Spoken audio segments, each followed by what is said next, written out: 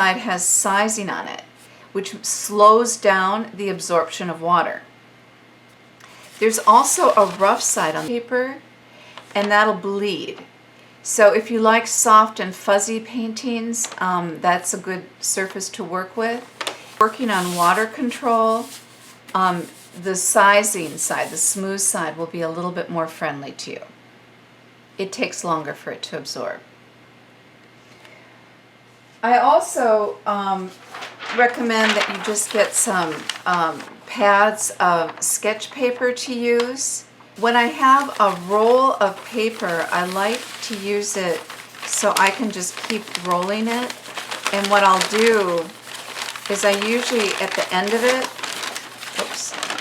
I'll just take like a tube, or you can just take cardboard and just make a hard edge, and then you just roll it, and I just tape it. Some paintings here. If I wanted to, I could mount this and actually have painting, but I can also just take some water and I could paint along the edge of here, and that weakens the paper, and then I could rip it. And then if I wanted to continue the roll, I could just take some tape, like you see I've done here, and I could tape and connect it, and then just keep rolling it. So I like to use the paper roll because it doesn't seem so precious then, using the paper. Do this before you come to class next time. What you want to do is pour just enough water for whatever you think you'll use for the day. So you might not know what that is if you've never done this before. So you just want to put like maybe a little more than a tablespoon. See, I've put some liquid ink here. If you have liquid ink, you just pour some in the dish or on a plate. So now I've got some water in my inkstone, and if you notice, the inkstone is designed so that there's like a well, and they call that the sea. So you take your stick and you dip it in the sea and you pull it up on land and you rotate it. And when you do this, you're going to feel it and hear it. And it's going to start to feel kind of slick, and so I like to move it in the shape of infinity and just meditate when I'm preparing, and I might be looking at my blank paper and maybe dreaming or thinking either about what it is I'll paint, or perhaps it'll be my intention. So, today we're going to be painting lotus, so perhaps you could take that intention and contemplate, so what does that mean to have something so beautiful bloom out of muddy water? And so you could be contemplating that as you would contemplate a poem or a philosophical question. Maybe your intention would be something about the weather or the spring. So you choose your intention, and while you are rubbing your ink into the stone, you're making this ink. This ink stick is made out of soot and glue, and there's perfume in there too. So do you smell the perfume? And does it feel now, as you're rubbing it, more like it's getting to be like slick, like maybe a chocolate milk or a syrupy feel to it? So while you're mixing it, you want to use this as an opportunity to be in the moment.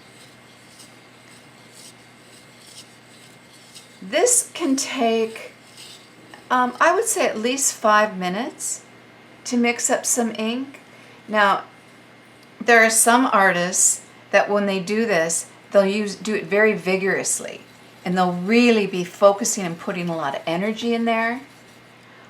You could be putting, a different kind of intention.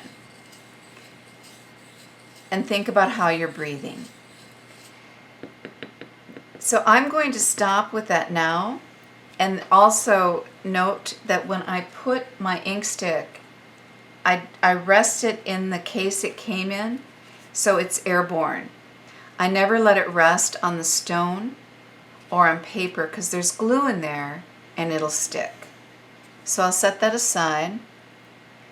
For those of you that are using liquid ink, I like to start out my painting session with pouring it first and then rocking it in the dish so that some of it will evaporate, so it'll become a stickier ink. With your inkstone, that'll be the ink that's up on the land. That'll be a little stickier, and also the ink that kind of collects in the corners.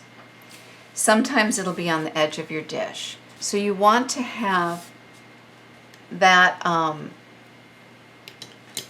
that starting with your ink stick. What we're going to be starting with is some lines and some line exercises after we do our Enso. So I'm going to go ahead and just set up some practice sheets so I can show you how to do that. So I said the first thing we'll do is an Enso, which is one brush, one stroke. Now, I like to use a Buddha board or magic paper to do this because it really emphasizes the whole idea of it's this painting style is about the process. So you don't always make a painting and you're okay with that. It's more about being in the process of creating, that state of mind. So I am taking, this is a Buddha board. I just have dipped this brush that I only use for water boards in water. And now I'm going to demonstrate doing an Enso. You do an inhale, press down. As you exhale, you swirl your brush around, just like you're touching the surface with a feather. I'll do it from the side.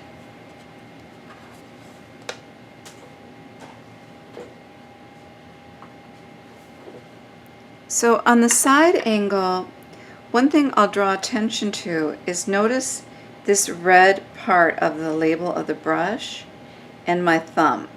Okay, so when I press down, I inhale, and as I exhale,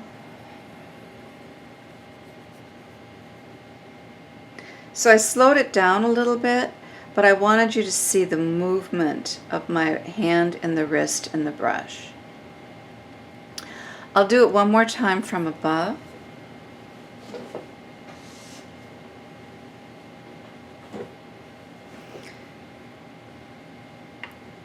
And this time I'm going to point out the tip of the brush. So notice where that is. So I inhale, exhale. So the tip of the brush was on the outside the whole time.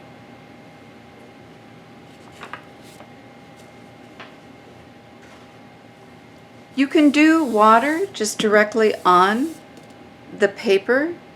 It won't move as smoothly, but it'll teach you a little bit about pressing very, very lightly. So you don't want to, this would be a very, very light press just to get that rotation and synchronizing your breath with the stroke. Now what I want to do is I'm going to use some ink, and typically when we paint in a style of calligraphy where we're only using ink, and I'm just going to demonstrate this now, is I'm just picking up ink. You only load your brush halfway, never more than that, and I'm going to press it here and rub it down so I get all the hairs wet. And now if I were to do it, you'll get a better idea of what it might look like.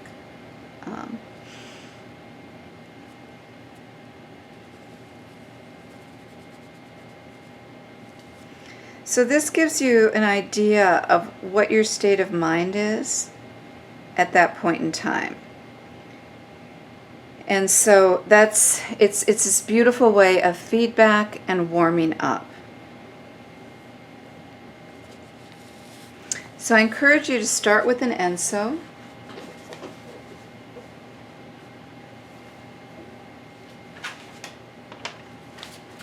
And next I'm going to demonstrate some lines. So when you first get a brush, it'll be very, very tight and it'll have plastic over it.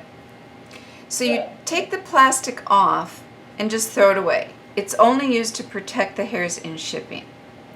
And then what you want to do, and it's actually going to be helpful for especially when you're starting, because what they do is they use some glue in the brush. So you want to just soak it. So soak it in water, and then so you can see I'm just soaking all the way in water. And then what you do is you just take your thumb and just press and loosen it up. Just go ahead and, mix it. So it's going to be slower to absorb ink and water with that glue on it in the beginning, but that'll help you to control also in the beginning. So yeah, that's how you just get the brush started.